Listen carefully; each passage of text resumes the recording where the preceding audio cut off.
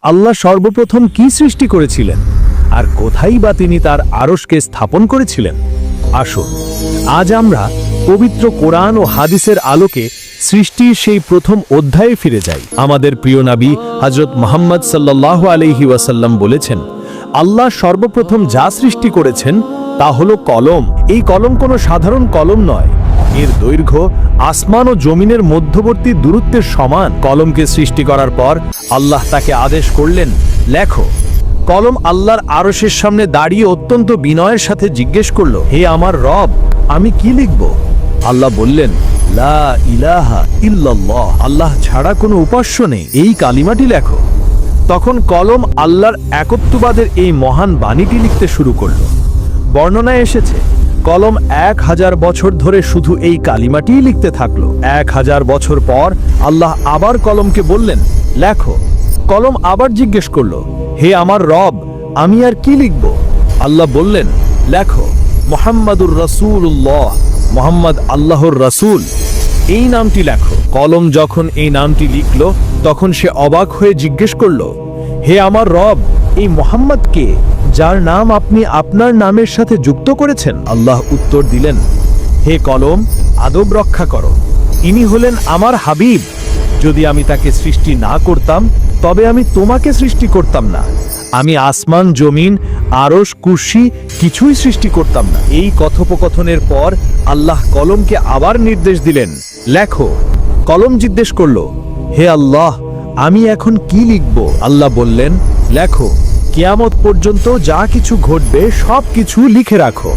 সেই মুহূর্তে আল্লাহর হুকুমে কলম লাউহে মাহফুজ নামক এক সংরক্ষিত ফলকে মহাবিশ্বের শুরু থেকে শেষ পর্যন্ত প্রতিটি অণু পরমাণুর ভাগ্য, প্রতিটি সৃষ্টির নিয়তি, কে কখন জন্মাবে, কে কখন মারা যাবে, কার রিজিক কতটুকু হবে, কে জান্নাতে যাবে আর কে জাহান্নামে, সব কিছু লিখে ফেলল। এই লাউহে মাহফুজ হলো আল্লাহর জ্ঞানের এক ভাণ্ডার, যা কারো পক্ষে পরিবর্তন করা সম্ভব নয়। এই প্রাথমিক সৃষ্টিগুলোর পর এবং আসমান জমিন সৃষ্টির আগেই আল্লাহ তার ইবাদত এবং এই বিশাল মহাবিশ্ব পরিচালনার জন্য এক বিশেষ আলোর তরি সৃষ্টিকে তৈরি করলেন, ফেরেশতাদের। নাবিজি বলেছেন, ফেরেশতাদেরকে নূর বা আলো থেকে সৃষ্টি করা হয়েছে। তাদের কোনো কামনা বাসনা নেই, তাদের কোনো ক্লান্তি নেই, তাদের একমাত্র কাজ হলো অবিরাম আল্লাহর প্রশংসা করা এবং তার দেয়া আদেশ পালন করা। তাদের সংখ্যা কত তা একমাত্র আল্লাহ ছাড়া আর কেউই জানে না। তাদের মধ্যে আল্লাহ বিভিন্ন দায়িত্ব বন্টন করে দিলেন। আল্লাহ সর্বপ্রথম 8 জন বিশেষ এবং অত্যন্ত শক্তিশালী ফেরেশতা সৃষ্টি করেন, যারা তার মহান আরশকে বহন করার দায়িত্বে নিযুক্ত। তাদের এক কানের লতি থেকে কাঁধ পর্যন্ত দূরত্ব হলো 700 বছরের পথে। এরপর আল্লাহ সৃষ্টি করেন তার প্রধান 4 ফেরেশতাকে, যারা মহাবিশ্বের সবচেয়ে গুরুত্বপূর্ণ দায়িত্বগুলো পালন করেন। জিব্রাইল আলাইহিস সালাম সকল ফেরেশতাদের নেতা, যার দায়িত্ব হলো নবীদের কাছে আল্লাহর বাণী পৌঁছে দেয়া। মিকাইল আলাইহিস সালাম, যার দায়িত্বে রয়েছে বৃষ্টি বর্ষণ এবং সকল সৃষ্টির জন্য রিজিক নিশ্চিত করা। ইসরাফিল আলাইহিস সালাম, যিনি কিয়ামতের দিন সিংহায় ফু দেওয়ার জন্য আল্লাহর আদেশের অপেক্ষায় আছেন। এবং আজরাইল আলাইহিস সালাম, অর্থাৎ মৃত্যুর ফেরেশতা, যার দায়িত্বে রয়েছে সকল প্রাণীর রূহ কবজ করা।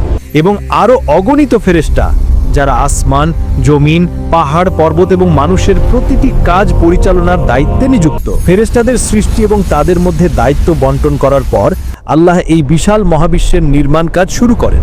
তিনি 6 দিনে আসমান ও জমিন সৃষ্টি করেন। রবিবার এবং সোমবার, এই 2 দিনে আল্লাহ পৃথিবী সৃষ্টি করেন।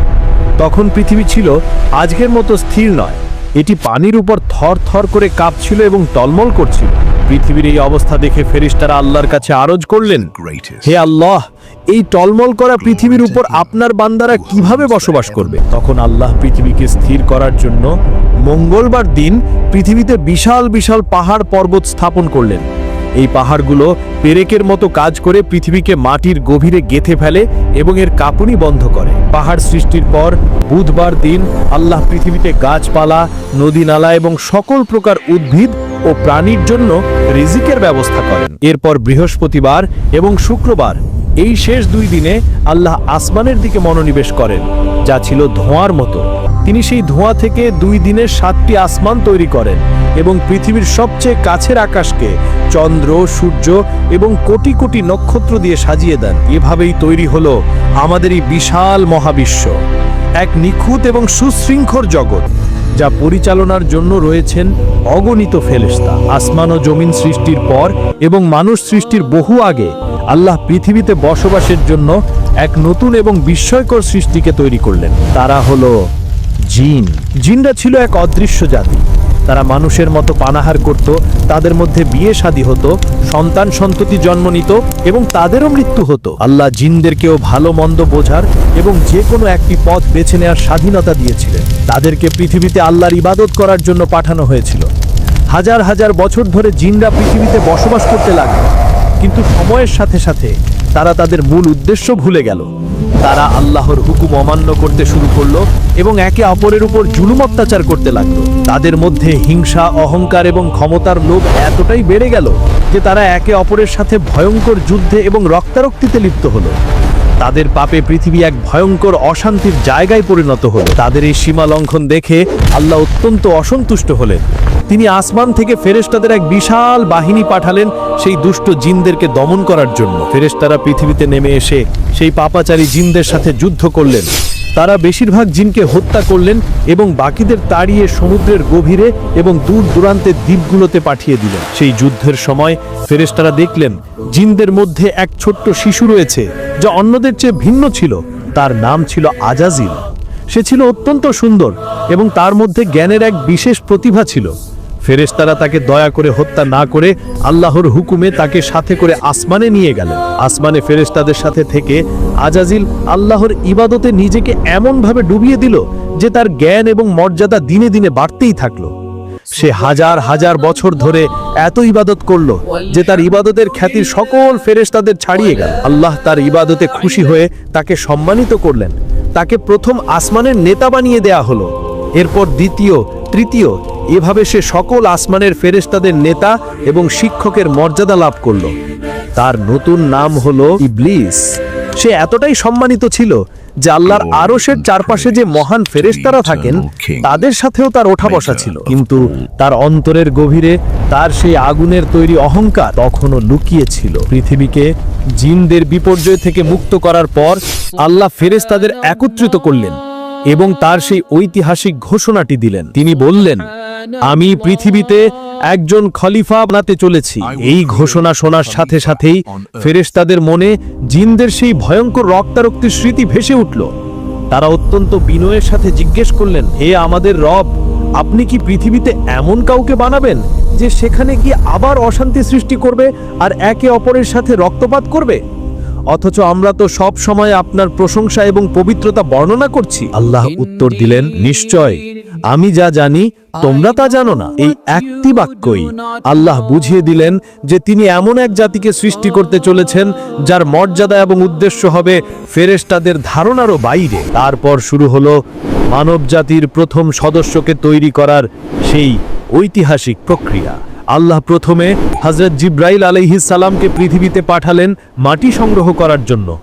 হযরত জিব্রাইল আলাইহিস সালাম যখন পৃথিবীতে এসে মাটি তুলতে গেলেন, তখন জমিন আল্লাহর কাছে ফরিয়াদ করে বলল, হে জিব্রাইল, আমি আল্লাহর নামে তোমার কাছে আশ্রয় চাই।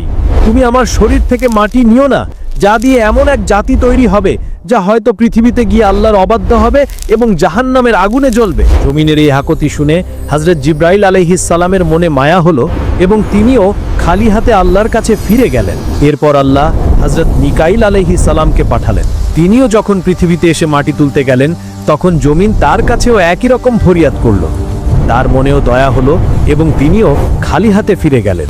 অবশেষে আল্লাহ পাঠালেন মৃত্যুর ফেরেশতা হযরত আজরাইল আলাইহিস সালামকে, যার অন্তর ছিল আল্লাহর আদেশের প্রতি অত্যন্ত কঠোর। তিনি যখন পৃথিবীতে এসে মাটি তুলতে গেলেন, তখন জমিন তার কাছে আল্লাহর নামে ফরিয়াদ করল। কিন্তু আজরাইল আলাইহিস সালাম উত্তর দিলেন, আমিও আল্লাহর নামে আশ্রয় চাই। তার হুকুম অমান্য করে খালি হাতে ফিরে যাওয়া থেকে আমি আল্লাহর আদেশ পালন করতে এসেছি। এই বলে তিনি জমিনের কোনো আকুতি না শুনে পৃথিবীর বিভিন্ন প্রান্ত থেকে বিভিন্ন ধরনের মাটি সংগ্রহ করলেন। কোথাও থেকে কালো মাটি, কোথাও থেকে সাদা, কোথাও থেকে লাল, কোথাও থেকে নরম মাটি, আবার কোথাও থেকে শক্ত মাটি। এই বিভিন্ন রঙের মাটির কারণেই পৃথিবীতে মানুষের গায়ের রং এবং স্বভাব চরিত্র ভিন্ন ভিন্ন হয়। এরপর সেই মাটিগুলোকে জান্নাতের পানিতে মেশানো হলো। দীর্ঘ সময় ধরে সেই মাটির মিশ্রণটিকে একটি নির্দিষ্ট অবস্থায় রাখা হলো, যতক্ষণ না তা শুকিয়ে কাদার মতো হলো। এরপর শুরু হলো সেই ঐতিহাসিক মুহূর্ত। স্বয়ং আল্লাহ তার দুই পবিত্র হাত দিয়ে সেই মাটি দিয়ে হযরত আদম আলাইহিস সালামের এক সুন্দর মানবাকৃতির মূর্তি তৈরি করলেন। দীর্ঘ 40 বছর ধরে সেই নিষ্প্রাণ মাটির মূর্তিটি জান্নাতের এক জায়গায় পড়ে রইল। সেই সময়ে ফেরেশতারা সেই মূর্তির পাশ দিয়ে যাওয়ার সময় অবাক হয়ে দেখতেন এবং আল্লাহর সৃষ্টির প্রশংসা করতেন। কিন্তু একজন ছিল যে এই মাটির মূর্তিকে দেখে হিংসা এবং অহংকারে জ্বলে পুড়ে যাচ্ছিল। সে ছিল ইবলিস। সে মূর্তির কাছে এসে লাথি মারত এবং এর ভেতরে ঢুকে দেখত যে এটি ভেতর থেকে ফাঁপা। সে তখন থেকেই বুঝতে পেরেছিল যে এই সৃষ্টি হয়তো দুর্বল প্রকৃতির হবে। তার অন্তরে তখন থেকেই আদম আলাইহিস সালামের প্রতি এক তীব্র ঘৃণা আর অহংকার জন্ম নিয়েছিল। সে মনে মনে ভাবছিল, আমি আগুনের তৈরি আর এ হলো মাটির তৈরি, আমি এর চেয়ে সেরা। অবশেষে সেই 40 বছর পর আল্লাহ সেই নিষ্প্রাণ মাটির মূর্তি দিতে তার পক্ষ থেকে রূহ বা আত্মা ফুঁকে দিলেন। রূহ যখন হযরত আদম আলাইহিস সালামের মাথার দিক থেকে প্রবেশ করতে শুরু করল, তখন তিনি হাঁচি দিলেন এবং আল্লাহর শেখানো বাক্য বললেন, আলহামদুলিল্লাহ। উত্তরে আল্লাহ বললেন, ইয়ারহামুকাল্লাহ, আল্লাহ তোমার উপর রহম করুন। এটাই ছিল মানব ইতিহাসের প্রথম কথোপকথন। রূহ যখন তার সারা শরীরে ছড়িয়ে পড়ল, তখন নিষ্প্রাণ মাটির মূর্তিটি হয়ে উঠল এক জীবন্ত রক্তমাংসের মানুষ, আমাদের আদি পিতা হযরত আদম আলাইহিস সালাম।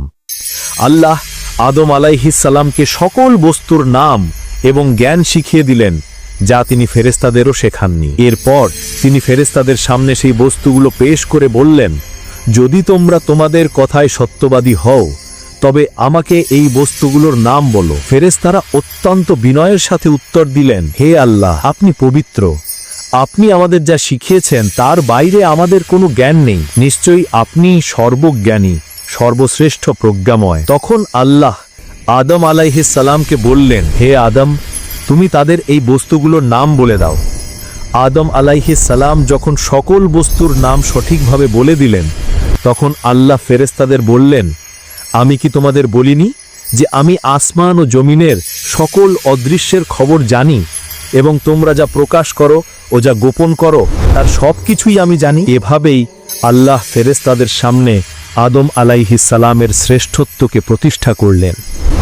এরপর তিনি তার আরশের সামনে উপস্থিত সকল ফেরেশতা এবং জিনদের নেতা ইবলিসকে একত্রিত করলেন এবং এক চূড়ান্ত নির্দেশ দিলেন, তোমরা আদমকে সেজদা করো। আল্লাহর নির্দেশ পাওয়া মাত্রই সকল ফেরেশতা বিন্দু পরিমাণ দ্বিধা না করে সাথে সাথে সেজদায় লুটিয়ে পড়লেন, একজন ছাড়া, সে ছিল ইবলিস। আল্লাহ, যিনি সবকিছুই জানেন, তিনি ইবলিসকে তার ভুলের গভীরতা বোঝানোর জন্য জিজ্ঞেস করলেন, হে ইবলিস, আমি যখন তোমাকে নির্দেশ দিলাম তখন কোন জিনিস তোমাকে সেজদা করতে বাধা দিল? তখন ইবলিস তার অন্তরের সমস্ত ঘৃণা আর অহংকারকে প্রকাশ করে উত্তর দিল, আমি তার চেয়ে সেরা। আমি আগুনের তৈরি সৃষ্টি হয়ে কেন মাটির তৈরি সৃষ্টিকে সেজদা করব? এই একটা বাক্যই ছিল তার ধ্বংসের কারণ। তার অহংকার তাকে আল্লাহর হুকুম অমান্য করতে বাধ্য করল।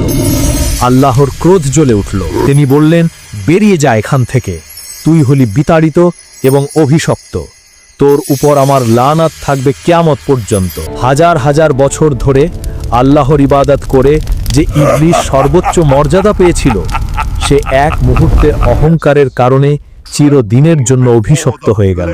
তখন তার অন্তরে অনুশোচনার বদলে জন্ম নিল মানবজাতির প্রতি এক তীব্র প্রতিশোধের আগুন। সে আল্লাহর কাছে একটি সুযোগ চাইল। সে বলল, হে আমার রব, তাহলে আমাকে কিয়ামত পর্যন্ত বেঁচে থাকার সুযোগ দিন। আল্লাহ বললেন, তোকে সেই সুযোগ দেওয়া হলো। সুযোগ পাওয়ার পর সে আল্লাহকে চ্যালেঞ্জ করে তার চূড়ান্ত এবং ভয়ঙ্কর শপথটি ঘোষণা করল। সে বলল, আমি শপথ করছি যে আদমের কারণে আমি আজ পথভ্রষ্ট এবং অভিশপ্ত হলাম। আমি শপথ করছি আমি এই মানুষগুলোকে বিভ্রান্ত করার জন্য তাদের সোজা পথের উপর ফাঁদ পেতে বসে থাকব। আমি তাদের কাছে আসব, তাদের সামনে থেকে, তাদের পেছন থেকে, তাদের ডান দিক থেকে এবং তাদের বাম দিক থেকে। আমি তাদের মনে লোভ, হিংসা, অহংকার আর অশ্লীলতার বীজ বুনে দেব। আমি দুনিয়াকে তাদের চোখে এত সুন্দর আর আকর্ষণীয় করে তুলে ধরব যে তারা আখিরাতকে ভুলে যাবে। আর আপনি তাদের বেশিরভাগকেই আপনার শুকরিয়া আদায়কারী বা কৃতজ্ঞ বান্দা হিসেবে পাবেন না। মহান আল্লাহ, যিনি সবকিছুই জানেন, তিনি তার এই চ্যালেঞ্জ গ্রহণ করলেন। তিনি উত্তর দিলেন, বেরিয়ে যায় এখান থেকে, তোর এবং তোর অনুসারীদের, অর্থাৎ যেই তোর পথ অনুসরণ করবে তাদের সবাইকে দিয়ে আমি অবশ্যই জাহান্নাম পূর্ণ করব। কিন্তু মনে রাখিস, আমার খাঁটি বান্দাদের উপর তোর কোনো ক্ষমতা থাকবে না। এভাবেই শুরু হলো মানবজাতি এবং শয়তানের মধ্যকার চিরস্থায়ী এক লড়াইয়ের, যে লড়াই আজও আমাদের প্রত্যেকের জীবনের প্রতিটি মুহূর্তে চলছে। আল্লাহ হযরত আদম আলাইহিস সালামকে জান্নাতে থাকার অনুমতি দিলেন। জান্নাত হলো এমন এক শান্তির জায়গা যার সৌন্দর্য এবং নিয়ামত মানুষ কখনো কল্পনাও করতে পারবে না। কিন্তু সেই বিশাল জান্নাতে এত নিয়ামতের মাঝেও আদম আলাইহিস সালাম একাকিত্ব অনুভব করছিলেন। তার মনে হচ্ছিল যেন তার একজন সঙ্গীর প্রয়োজন, যার সাথে তিনি কথা বলতে পারেন, যার কাছে তিনি শান্তি খুঁজে পেতে পারেন। এই তার একাকিত্ব দূর করার জন্য আল্লাহ এক আশ্চর্য এবং সুন্দর ঘটনা ঘটালেন। যখন আদম আলাইহিস সালাম ঘুমিয়েছিলেন, তখন আল্লাহ তার বাম পাজরের একটি বাঁকা হাড় থেকে তার সঙ্গিনী হযরত হাওয়া আলাইহিস সালামকে সৃষ্টি করলেন।